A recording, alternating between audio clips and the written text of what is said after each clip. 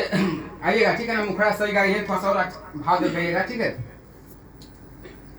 सारा थोड़ा सा गाइए, सारा हो के हुनर माई दुल्हा चाहे सोना। और थोड़ा भाव दीजिए अच्छा से, फ्रेश आवाज देखिए, जो शब्द है ना उसको थोड़ा सा अच्छा से निकालिए। सारा हो के हुनर माई दुल्हा चाहे सोनार, सारा हो के हुनर माई दुल्हा चाहे सोनार। बस बताना पर, ठीक है। अपने उठा के गाइएगा, आइएगा ठीक है।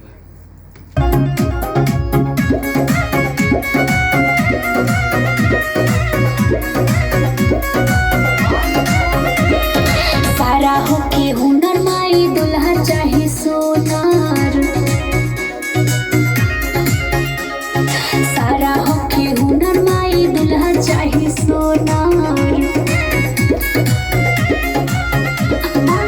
तोहरा से बर चाही सावर सुघर, मांगी तोहरा से बर चाही सावर सुघर।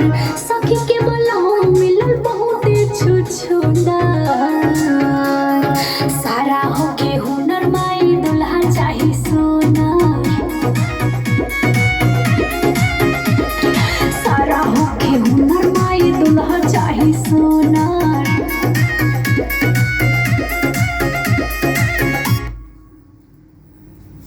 Hello Priya ji, hello. अच्छा ये बताइए तो क्या लिखा है? सखी के भाता, सॉरी, छुछुंदर लिखा है कि छुछुन्नर लिखा है? क्या लिखा है इसमें? क्या लिखा है? गाना लिखिए, बताइए। सखी के भाता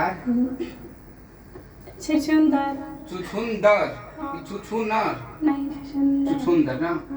अच्छा अच्छा, ये सखी के मराद मिलन बहुत छुछु।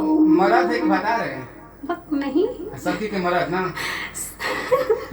ठीक है, आइए मरद आइएगा, ठीक है। सखी के मराद मिलन बहुत छुछुंदर। वहीं बीच से बजाएंगे, ठीक है ना, जहाँ से तोहरा से बर चाही सावर सुभर।